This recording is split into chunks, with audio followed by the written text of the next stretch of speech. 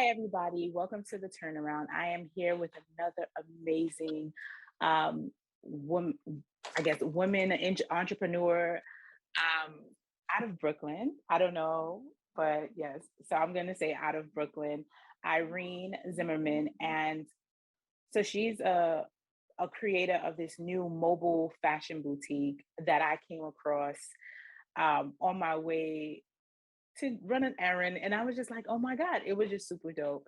So welcome, Irene. Thank you. Nice to be here. Okay, so I definitely wanted you on this podcast because I wanted to hear your story because I'm pretty sure you have an amazing story. Um, so what led you to this big turnaround in your life? Um, well, just before the pandemic, I had lost my job. It wasn't a special job. It was just, working in a store somewhere. So I had already been unemployed a few months when the pandemic hit and affected everybody else. And because I was, as it turned out, able to get pandemic insurance and unemployment insurance, I was suddenly making more money than I've ever made in my life. And I was able to save a lot of that money because I just don't spend a lot of money on things. I've gotten used to not having any, so I got used to not spending it. And I just had all this free time, and I was just doing things that made me happy and investing in myself and going on bike rides. Again, very fortunate. And then in October of last year, a friend of mine saw me about to donate a big bag of clothes. And he said, well, why don't you buy a clothing rack and try to sell that on the street instead of giving it away? And I went, yeah, that's a really good idea. I should do that. So I did do that. And my first day, I made $35. And I've been doing it every weekend here in Ditmas Park since then. So for a year, with the clothing rack on wheels, pushing it to my spot. Oh my God. That's how it started, with the clothing rack? Yes. The clothing rack that I got off of Amazon for $60. Thank God it fit in my elevator. I didn't think to check if it fit in the elevator before I bought it. Where there's a will, there's a way. That is, it was just something to do on the weekends to make some extra money, but I was making a few $100 every week, more or less, Mm-hmm. And then in July and August, they started talking about unemployment is going to end, pandemic insurance, everything's going to end on September 5th or whatever it was. And I realized, well, I'm going to need to start making more money because, the clothing rack supplements income, but it's not full income. Right. So it was either go back to work, and any job that I could get was going to require I work weekends, which meant giving it up, which I was absolutely unwilling to do.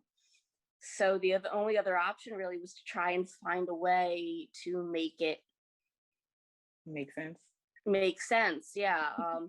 Find a way to maybe bring it indoors so that I didn't have to deal with rain and wind and, the sun's gone down at 4:30, so I have to stop earning a living.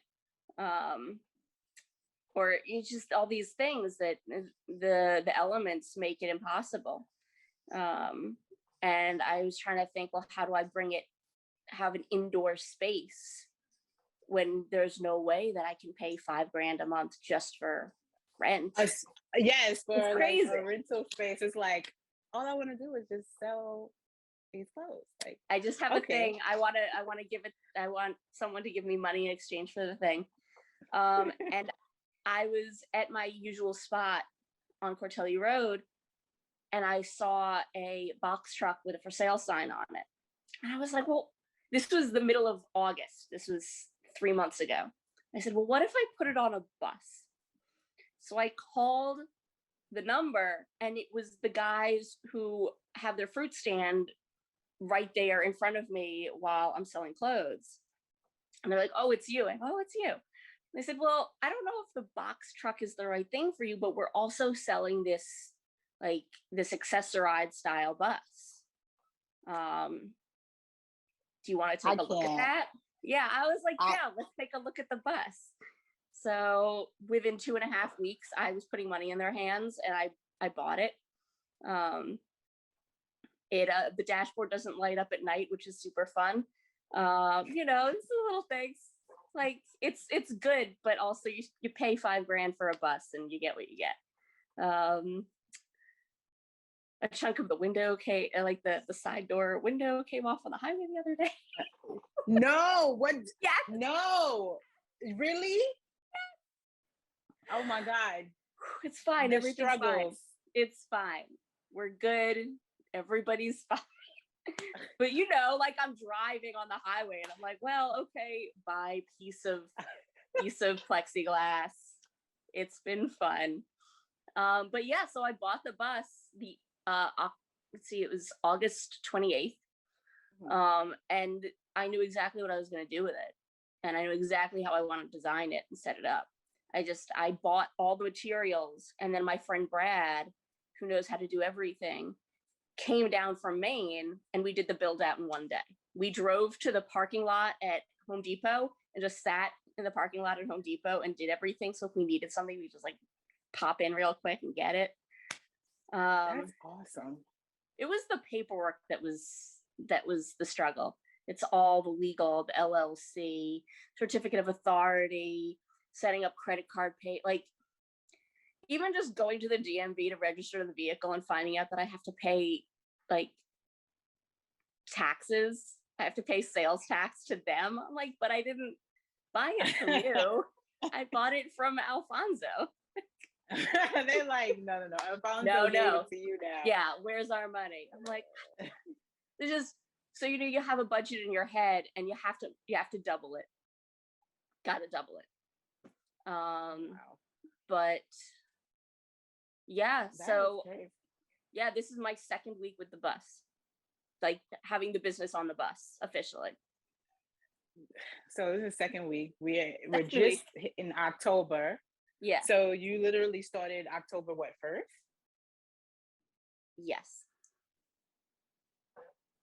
And it was just, I met you last week.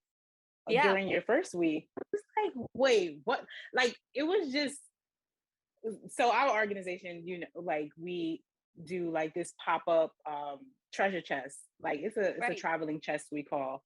And we have racks and stuff like that, but we do it in different communities for people in need. And we just like, kids in need, and they just come and shop for free. But we wanted that whole boutique look. And then just walking past, I was like, wait, let me just let you know how dope this is. Because, people just walk by and just be like, oh, that's they cool. They do. Yeah. Or they see the open side door and they think that the accessory display is the whole thing. I'm like, no, there's a store in here. It's a whole store. It's just on a bus, and people don't know what to do. I keep asking me like, oh, can I come in? I go, yeah, you're supposed to come in because it's a store and I want your money. Like, you have to come in for the thing to happen. I don't think, like, go around the back. I'm like, no, there's steps right in front of me.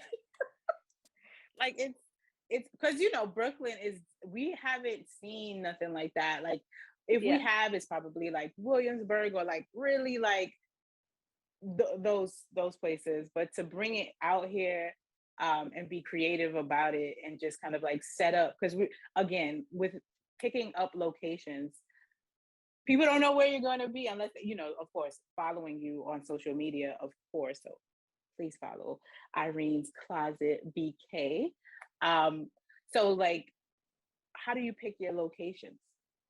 Well, this month I've sort of deemed as a roving soft open, to give myself the space to figure out what works and what doesn't, because also like starting a business on a bus, I'm like, well, I don't know if the lighting situation is going to be right. I don't know how to navigate lots of people wanting to be in there at the same time, and and my space, and just all the little things and the parking and so my first idea was to be in a different Brooklyn neighborhood every day, Wednesday through Sunday, for the 4 weeks of October, sort of getting the word out. And after the first week, I realized there's a lot of running around and a lot of going to neighborhoods where I know I'm not going to end up making a full-time spot, because the initial idea was to have 4 spots. First week of the month is this spot. Second week of the month is that spot. That way there's some predictability for clients, because clients need that. And after a week and a half of driving around, I realized, even beyond just, let me just pick 4 spots and just go to the spots that I know that I want to make full-time spots, I realized after going to Crown Heights the other day and it being weird, so weird. I was like, it's too weird for it to be worth it. It was just, people were so crazy. And then I also wasn't making money. I'm like, you know what? This seems on paper like a really good spot, but then everyone's just so crazy. I think it's really trusting your intuition, your instincts, and getting a sense of the spot. So I've been in Ditmas Park for a year. I can't leave the house. Everyone's, oh, it's Irene. Oh, hey, Irene. What's going on, Irene? It's you.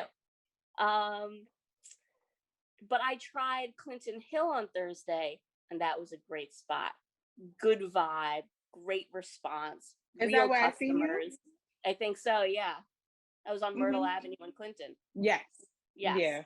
So I think that is also going to be a permanent spot. And I'm thinking, like, I loved it there. I love it here. Maybe I'll just do Clinton Hill Wednesday through Friday and Ditmas Park Saturday and Sunday. Because Clinton Hill has more weekday foot traffic. So it sort of balances, it just keeps things sort of at a steady level. And just make it that. So year round, Clinton Hill, Wednesday to Friday, Ditmas Park, Saturday and Sunday. And it's less stress for you. Like, less stress it's simple. It's simple. And then, no, but it was definitely the energy. Like Clinton Hill, it's a different vibe. And people actually are artsy, right? Yeah. Like they artsy, they wear thrift clothes. Like it's in between Williamsburg, downtown, the city. If you want to go to Soho, it's like kind of like that right there. So I think that is a location. I mean, shoot, I stopped. I was like, and I had a shopping cart with me, so I was there like, I can't leave this. I gotta go to the laundry. I'm like, but I'm gonna take your information and follow you. Yeah. And then seeing your post, I was there like, I need to interview you. I need you to tell your story, like, because it's dope. But as a kid, so I'm gonna take it back. I'm gonna bring it back. As a kid, what did you imagine yourself becoming? Like, what dreams did you have? So when when you emailed me the list of, sort of to get an idea what the questions would be, and I saw this one, I thought this is gonna be fun. So I didn't think about the future when I was a kid. Everyone's, oh, what's your 5-year plan? What's your 5-year plan? Part of it was, it didn't make sense to me because you don't know what's going to happen in 15 seconds. What are you doing making a plan? Like, who do you think you are having this plan? The ego of the plan. And second of all, I had a lot of negative reinforcement, a lot of no in my life from an early age. No, you can't do this. No, you're not good at that. No, you're allergic to this food. Like, just life was just no all the time. Everywhere I turned, people were like on top of me. What are you doing? What's going on? What's this? What's that? Like, from a very early age, I had this sense of just wanting people to get off my back. Like, give me a 15 seconds of space to just like be myself. I was diagnosed with ADD when I was 4. And so the perception was, because I wasn't like good at school, I struggled with learning, absorbing and retaining, and then putting back out information. So I was a bad student. Like, I had struggled with learning. It was, okay, so Irene can't do anything. We have to do it for her. We have to help her. We have to support. Irene has to be this whole other person that she actually isn't. And here's some Adderall to help make sure that it happens. That's crazy. So I was on Adderall from the age of 14 to 29. Yeah. And Obviously you're not on it. No, I'm not on it now. I stopped taking it when I was 29. I'm 34 now. And I in my 20s I was in real estate, and anyone who knew me was like, I don't understand why you're doing real estate. And I said, well, I love it. I don't make any money doing it. Like, no one I work with treats me with any kind of integrity or respect. Everyone's rude to me all the time. Like, it's just everywhere I turn, people are condescending and they're rude and patronizing, and no one believes in me and no one supports me. But I have to earn a living somehow, even though I'm only making 10 grand a year and I have to steal to eat. Like, it was hard trying to be somebody else all the time, because that's what I was taught I was supposed to do. And when I stopped taking Adderall, within like 3 weeks, I was like, this is a stupid job. And y'all suck. What you know that you're a middleman, right? Like, you're not that special. This is dumb. The whole premise of this thing is dumb. I'm out. You was there like, what is this blindfold? Like the Adderall, I guess, was like a blinder kept you. Yeah. And then now you're like, oh, it the was Matrix. It was yeah, it was part of a system to, not intentionally or maliciously, but was part of a system to keep me being somebody else, and to keep me like chasing the tail of this like person I was supposed to be, this person who was capable of being successful and like having all these things that you're supposed to want. And none of that was me. And yeah, it was really hard. It was really hard having to relearn everything. Like, how do I keep my apartment clean? How do I deal with this? How do I like stay on top of chores when they never end? Like, laundry never stops. You just keep having to do it. It's crazy. You'd be like, what the dishes? You'd be like, I'm done. It's annoying. Adulting is like, oh God. I just seen something that said adulting is ghetto. I'm like, yeah, because it's like never ending. It's like this the rat on the wheel, where you just kind of like, yeah.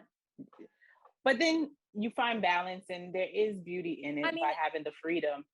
Sure. I mean, I definitely felt as a kid like, I can't wait to be an adult. Like, I don't like other kids, man, these kids suck. Why are you so petty and stupid? Oh, because we're 7, duh. So I'm just like so used to hanging out with adults who make sense, and then kids are like, never say what they mean. And I was just another kid being like, what is this world? I definitely should be in my 30s. And now I'm in my 30s, and it's great. Definitely designed to be 30 to 60. But it really, like, not taking Adderall, suddenly having a lot less energy, like struggling more with like sustainable, what's the word I'm looking for? Like, being able to get myself up to get things done.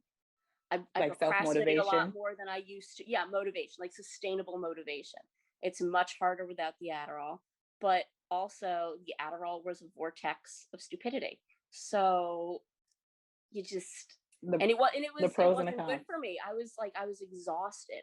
All of my Facebook, like, hey, 4 years ago, this is what you posted today. Every single post is me being like, I'm bone tired. I'm kidney tired. I'm so tired, my teeth hurt. And it was because my adrenal system was like run down from amphetamines. This is crazy. And I'm just thankful that you're sharing this part with with us, because a lot of people are going through that but don't say nothing. And then there's other people who are just not aware at all of like the things that people or children are going through or dealing with especially being diagnosed with ADD.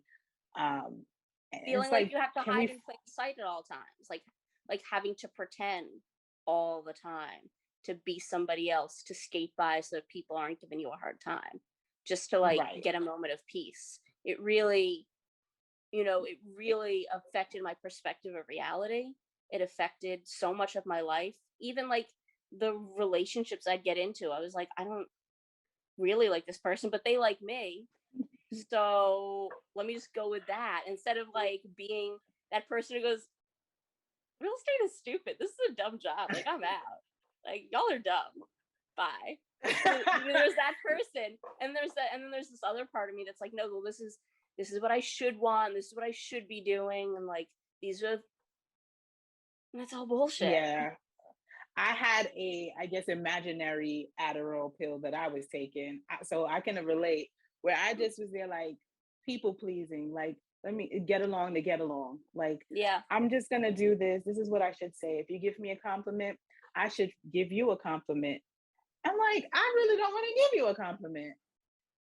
Like, I just got out of that whole, like, if they say what you mean what you say. So I'm yeah, like, okay, now y'all got me in this little, like, I'm struggling because I don't want to say this, but then society is saying this is the polite way to speak.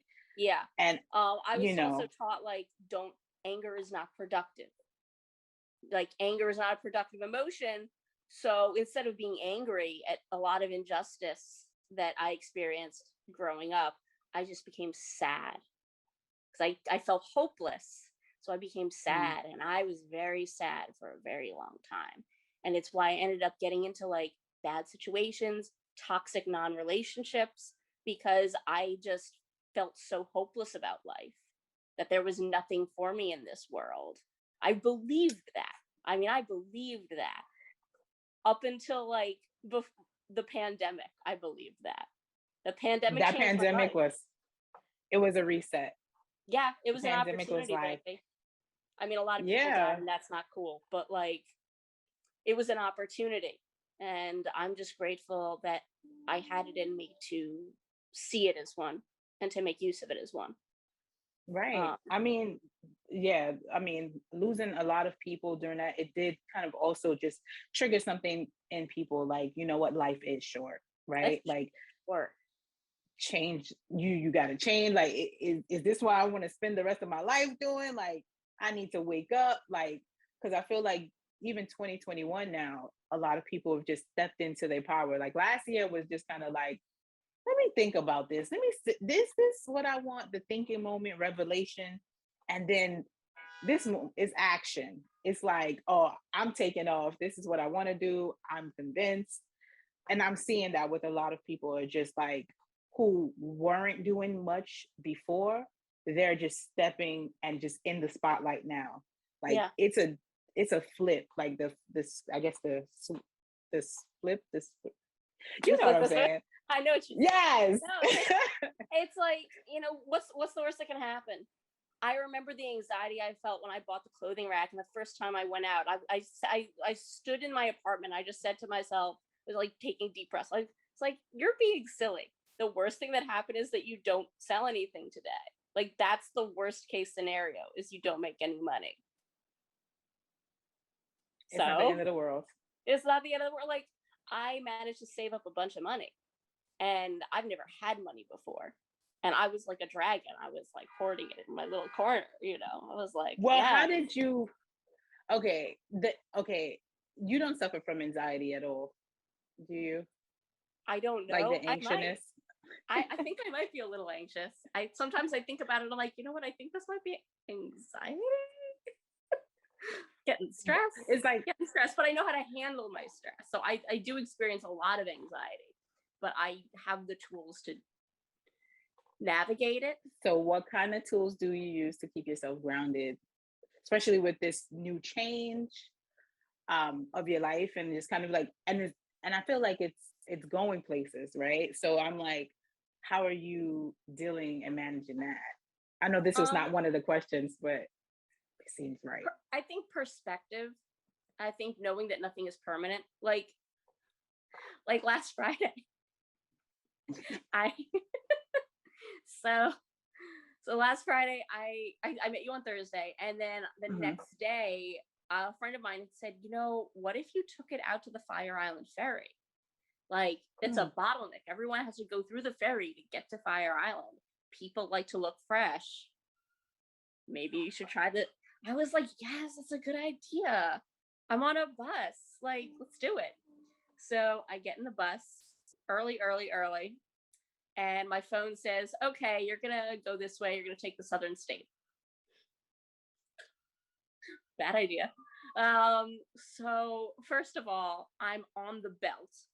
And that's when, with an accessorized bus, with one of these like little buses, you've got the double doors that open up for the steps that where you walk up onto the bus. When I Mhm. bought the bus, one of the full panels, half of it, the whole thing had been broken, but half of it had been replaced with plexiglass, and the other half was empty. And Mhm. the people who sold it to me, they fixed the whole thing. They put in a new piece of plexiglass at the bottom. So, but they didn't do a great job. They just like put it over. They didn't really get all of the old glass off. They just like screwed in something on top of the edges of the yeah. So I'm driving along the highway, and I noticed that the top bit of plexiglass that had been put on before I bought it is starting to come loose. And I just go, okay, nothing I can do. And then and then I look over and it's gone. I'm like, we're on the highway. I lost a piece of my door. And then I've got a fake plant like flapping out of it. And the whole drive out to the Hamptons, it like doesn't actually it doesn't actually go. It's like stuck. So it's just flapping. It's just flapping. It's fine. Everything's fine. Um, and then I'm on the Southern State. If you've ever been on the Southern State, you know it's a raggedy road and super Mhm. bumpy. And I'm on a big old goofy bus, full of breakable I things, like I a am giant mirror laying on the floor. And I'm just breathing. I'm like, and then there are all these low bridges, and they seem really low. And in the corners, it says how the clearance for like the outer edges of the bridge, but I don't know that that's what that is because I've never had to pay attention to them before. So I'm right. driving up, all 9'6" of me, to bridges that are like 7'3" clearance, and I'm like, my stomach is in my heart is in my lap, like I'm here. like about to cry, like, oh my god, I'm gonna get stuck in one of these bridges, I'm gonna die, everything is terrible. But we gotta keep going. We gotta keep going. It's fine. Everything's fine. We're fine. Um, and I managed to make it all the way out to Fire Island, and they very sternly but very politely told me, "No, you cannot do that here. Just nope, After nope." all of that. So was that the universe or like something trying to tell you like with the plexiglass Turn falling back. and stuff just say turn back? I don't know. I mean, maybe, probably. Honestly, knowing me, yeah, the universe talks to me like that all the time. But I survived. I made it out there, and then I got my period the next day. So definitely, I went and like sat at a stop sign and just turned the bus off and had a cry, had a good cry. Then I got myself together and said, look, I'm 30 minutes from my parents who are like out enjoying West Hampton Beach this weekend. Let me go surprise my parents.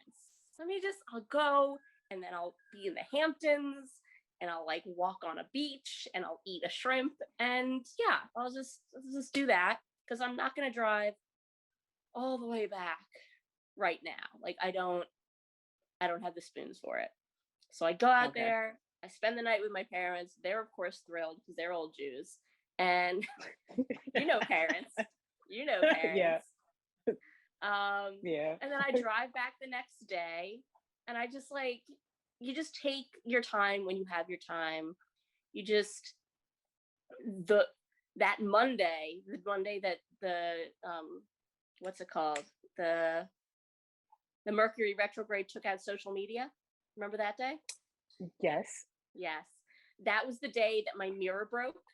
That was the day that I lost my debit card.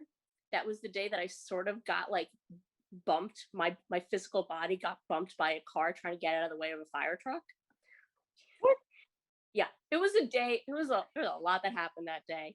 And my mom asked me, she's like, so how are you dealing with it? And I said, well, the mirror broke.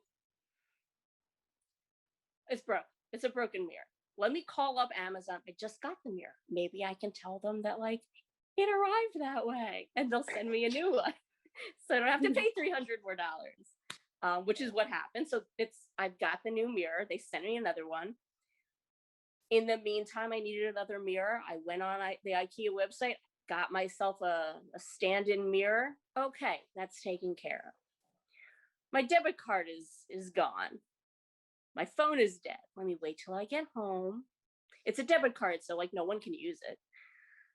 Mm-hmm. Wait till I get home. Charge up my phone. I'll make it inactive, and then tomorrow I'll go to the bank and I'll get a new one. See, all these things, they're fine. It's fine. They're manageable. I can deal with this. It's fine. I mean, while I'm saying it's fine, I'm like breathing into a paper bag, but like I'm also dealing with my shit. Calming yourself. Yeah. I also need an excellent sense of humor. Amazing sense of humor. You do. You have to laugh at yourself, and you gotta laugh at those things, and then be like, you know what, you're trying to mess up my whole day, but I'm not gonna let it. I'm gonna laugh. Yeah. Because this is funny. It's funny. Oh. It's hilarious. You're like, what could go wrong? Well, let me tell you. No, I totally get it. Yeah. Monday, that was a crazy day. I think that weekend, I was like, what is this? I think I lost my tripod. I had to reorder another one. I did lose my debit card. This is what I'm talking about. Monday was on the weekend. I said, what? I'm like, where is it? And I know I'm responsible. So I'm there like, how did I don't know. But again, I was there like, I could always just cancel that and then get a new card. Like it's those small things. I think a lot of people stress so much on the small things, but it's like, that's minute. Yeah. And also, again, that's why perspective is so important. That's why experience can be so useful, is because you know that there's a solution to everything. I'm the queen of silver linings. I have to be. It's how I survived like life-threatening depression, is by training myself to. It's gonna be on my tombstone, like Irene Zimmerman, queen of silver linings. Like everything is. Oh, there's an international pandemic and like millions of people are dead. But I got to learn how to like ride a bicycle, and I got to eat shrimps and enjoy my life and like learn how to like climb out of crippling depression and like get myself together. So hey, silver lining. Yeah. Right. There's always a silver lining. Always. I always look at that like people will be like, why are you always smiling? And I used to get that, where people are just like, you smile too much. I'm like, what the? Why would you want me to be mad? I'm like, I smile because why not?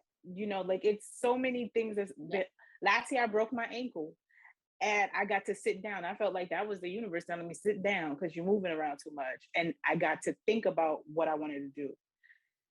And I looked at it like, oh my God, I've never broken a bone. This is super cool. Like they were like, are you crazy? I'm like, well, I never got the chance for people to. Yeah, I'm like, can I get like a pin? Can people like sign my cast? Like they're like, you don't get that type of cast. But I was like, oh, but this is a cool experience. Like if I'm gonna have a broken bone, I might as well have fun with it. I might as well try and like enjoy all the little parts that come along with it.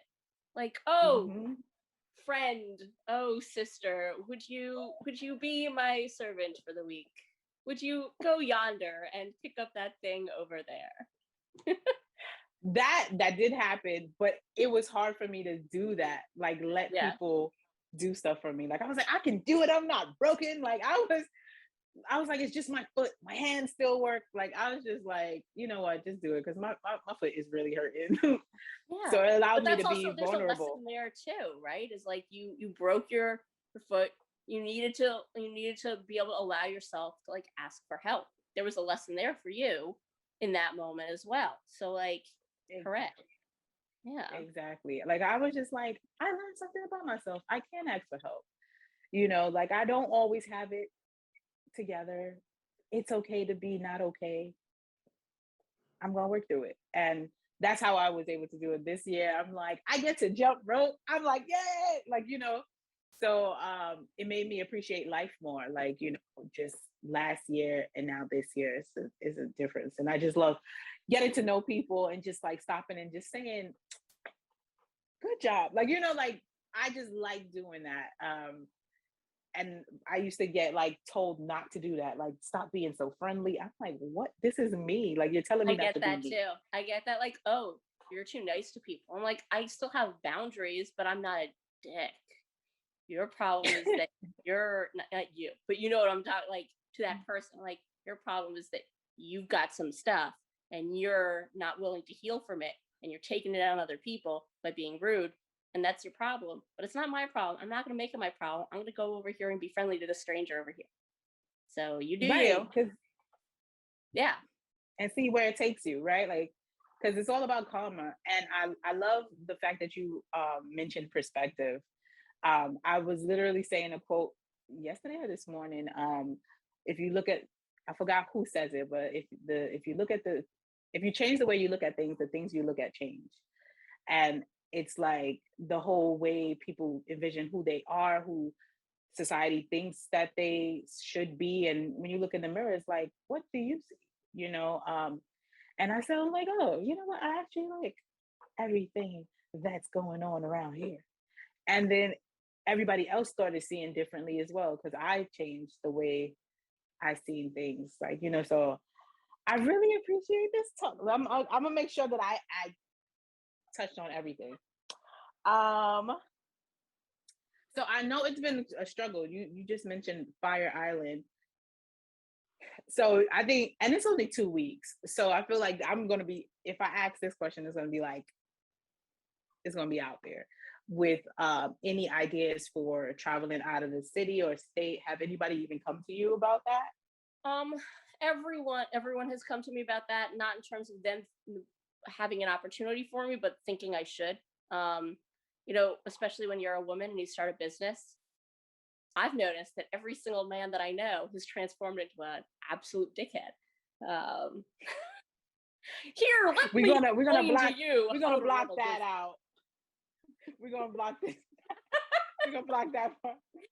But I mean, I Okay. wouldn't say it if I didn't mean it. And it's not in a mean way. It's in the specific context of like, suddenly I start a business and every single man I know has like some part of his brain has shifted. And now instead of just being like my buddy from the bar, he's like, let me teach you how to run a business. Have you thought of this? Have you thought of that? Are you going to do this? I'm like, man, I know 10,000 times more about this than you do.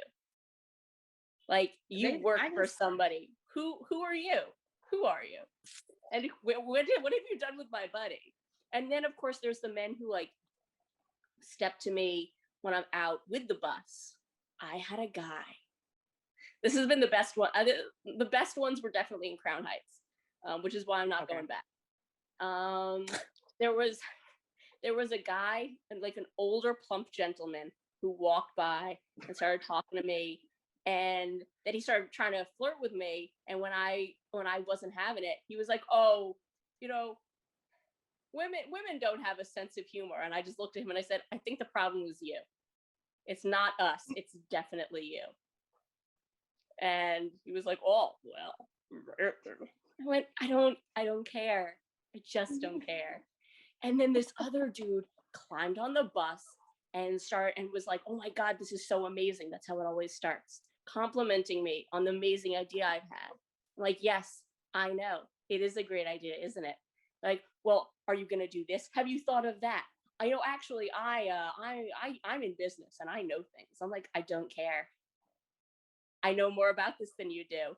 And then he wanted to know about my relationship status. Oh Lord. And then he wanted to celebrate the fact that I'm just like a straight woman. Because according to him, and he felt the need in that moment to tell me, homosexuality is a mental illness. And I was like, man, you can leave. This is not a place for you. There's nothing for you here. I kicked him out of the store. I was like, be gone, thought. That's It was crazy. Oh crazy. God. But I get that. I mean, I get it, especially because there's like that I'm on the street element to it.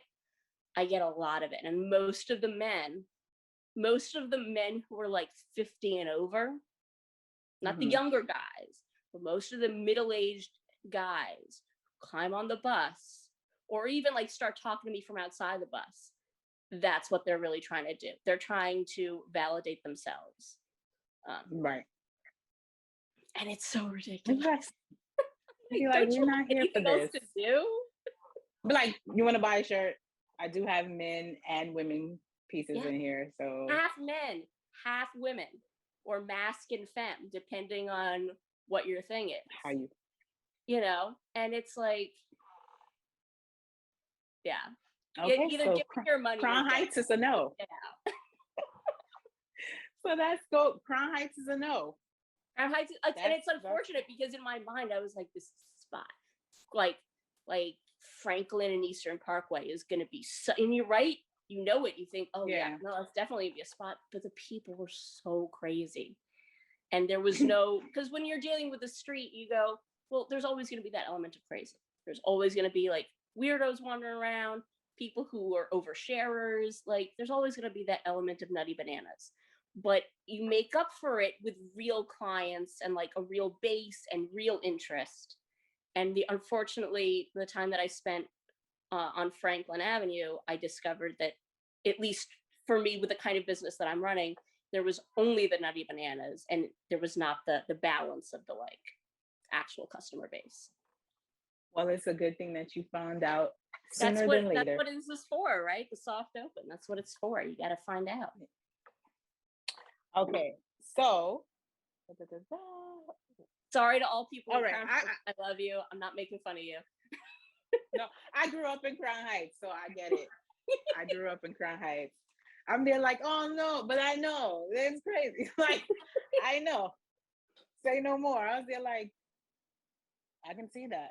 I know Washington, like where Brooklyn, they do a lot of like pop-ups and thrifts and stuff like that by Washington and Eastern Park by the museum. Yeah. But okay. So you already told me what a typical day looked like. And I can't believe that Friday was when the plexiglass flew off. That was literally last week. Yeah. Okay, so now I'm gonna wrap it up. What advice would you give? I'm pretty sure you done dropped a whole bunch of gems.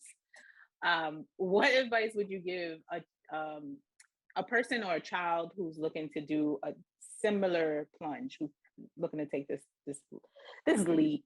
You know, I feel like if you have an idea and you know in your gut it's a good idea, just like go for it. You need to have a mindset of being a problem solver. You need to, because like that's how the bus happened.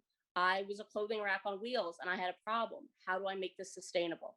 It wasn't about being mobile. It wasn't about like, oh, I could go anywhere. It was, I need to get out of the elements.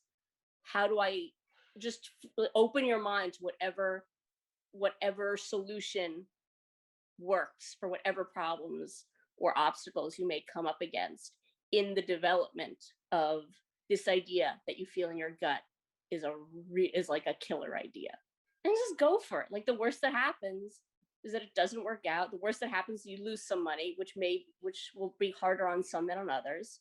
But at the end of the day, like it's a hell of a lot better than working for people who are rude to you all the time and set you up to fail. Because that sucks. It's the worst. It does. I thank you so much. Thank you. Like that was, I think you said that so nicely. Like, yes. And I just want to say thank you again for stepping out, being able to share your story, and taking the initiative, but going out with the rack. You know, like pushing the rack out and then just saying, you know what, how can we up this? How we level this up to a whole Yeah. mobile thing? So I just continue seeing your vision like grow and like be known, the Irene Closet BK. Okay, so that's the plug. How can they find you? I'm on Instagram. I'm Irene's Closet BK. I will be at Clinton and Myrtle Wednesdays through Fridays, and Cortellu Road, Cortellu and Westminster Saturdays and Sundays. All day? 12 to 7. There you go. Thank you so much, Irene Zimmerman. It's been a pleasure. Thank you.